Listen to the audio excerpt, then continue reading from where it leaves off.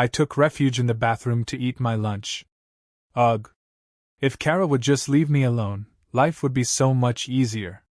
I hate final year. As I ate, someone walked it and tapped on the stall door. Something peeked under the door. A phone. It's her. What a freak. A janitor's bucket was rolled under the door. I barely had time to try to figure out what was going on before a loud noise sounded, and the terrible muck inside exploded all over me. I heard laughing as the footsteps retreated. My rage and frustration built up as I sat there in silence, until I finally screamed and kicked the bucket out of the stall. I dumped my tray of food to the side. I didn't care. The awful stink of that muck filled my senses. It was in my mouth. I stepped out of the stall, and the sudden movement broke the dam I had been struggling to hold back. Half-digested food and bile spewed everywhere as I doubled over. I tried to move back to throw up in the toilet, but turning caused another wave to spray everywhere. I couldn't stay on my feet. I dropped to my hands and knees as my stomach cramped hard. It took nearly 10 minutes, but eventually I recovered. I looked at all the mess. It had been violent, and splatter had gotten it everywhere as I swayed. Making my way to the least tainted sink, I washed my mouth out and cleaned my face and hands, but otherwise didn't bother. I left everything behind and left school. At home, in the rear yard, I stripped down and hosed everything off. I put my clothes in the laundry bin and went for a shower. Thank goodness my parents weren't home.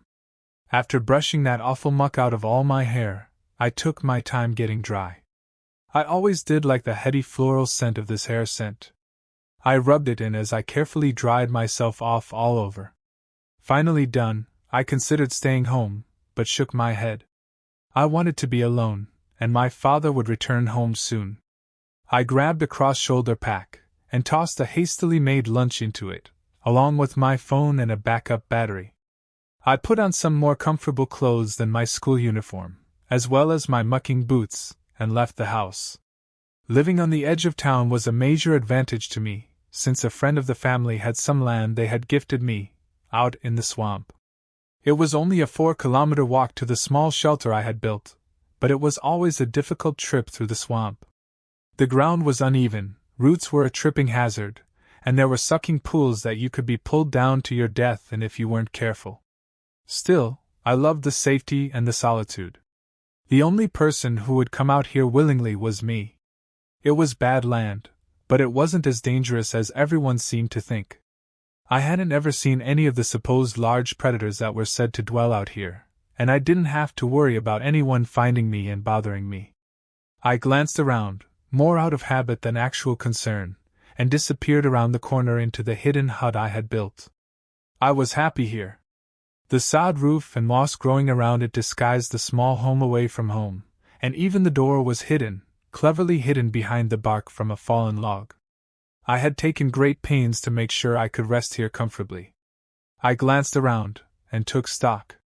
A small table, a chair, my hammock, a simple bug ward, a crate with my stuff, and the 3 small animals I had caught. They waited in their cages. I gave them their food, and turned to the crate. I didn't want to rest today.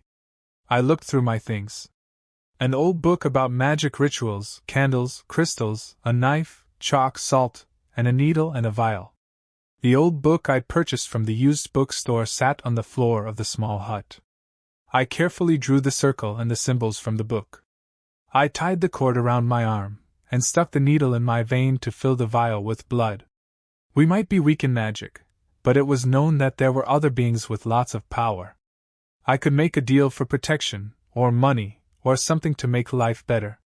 I looked at the few meager offerings I had managed to collect. A few live animals, some small gold coins, and even the small vial of fresh blood, if that's what it took.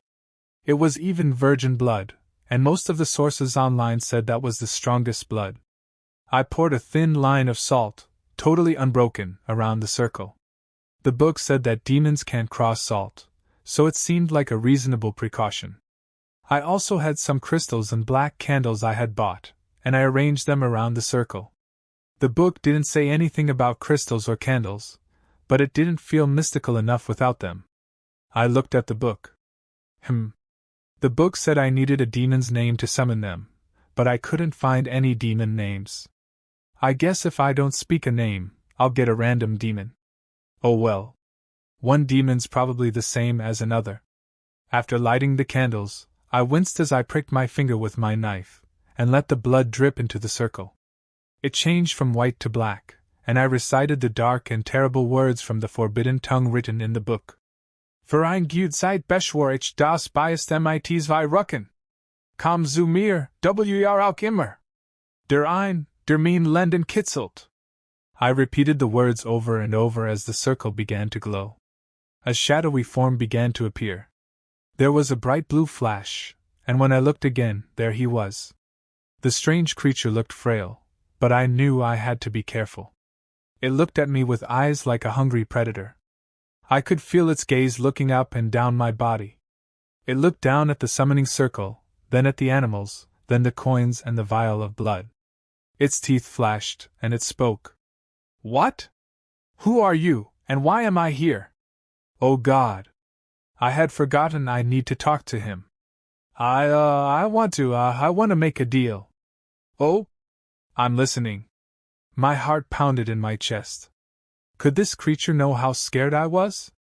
Its gaze occasionally glanced to my chest, so it must be able to hear my heartbeat. I've brought you all these offerings in exchange for your help. I gestured to the animals and the items on the table. And I want your protection.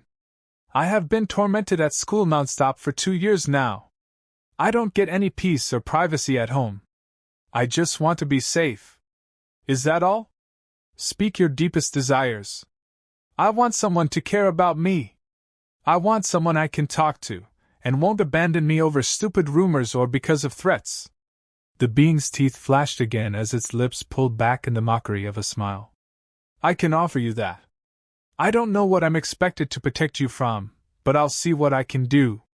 Relief washed over me as I felt the knot in my stomach lessen somewhat. And you like my offerings? I'm not really interested in the animals or the gold. And I'm not sure what you expect me to do with it. Is that blood? My voice quieted down as the knot came back, harder than ever. I could feel its piercing gaze, like a hunter staring down its prey. It's my blood. Virgin blood, if that makes it more valuable. You blood doesn't interest me, but I think I'll stay. You are an adult, aren't you? Capable of making deals of this nature? I shivered as a sudden chill hit me. He doesn't want my offerings? I tried my best not to think of what terrible things he might demand. I'm still in school, but I became an adult 2 months ago. It stepped out of the circle, as if the salt wasn't even there. My blood ran cold as I backed away to the wall. Closer and closer it came. I tried to speak, but only a few words escaped my lips. How did the salt not hold you? He stopped, and looked at me curiously. Salt? What are you talking about? Demons can't cross salt. How can you leave the circle? The creature paused for a moment, and looked down at its hands. It looked itself over, then ran its hands over its short hair. No, I'm not a demon. Pretty sure I'm still human. What? What's a human? It gave that toothy smile again. We're 8 people, just like you appear to be a pig-taper person. A what? I'm Hirik. With a flourish of its right hand, it bent the arm in front of its waist, and gave an elaborate bow. It is an honor to meet you, Hirik. I am Callum Brewer.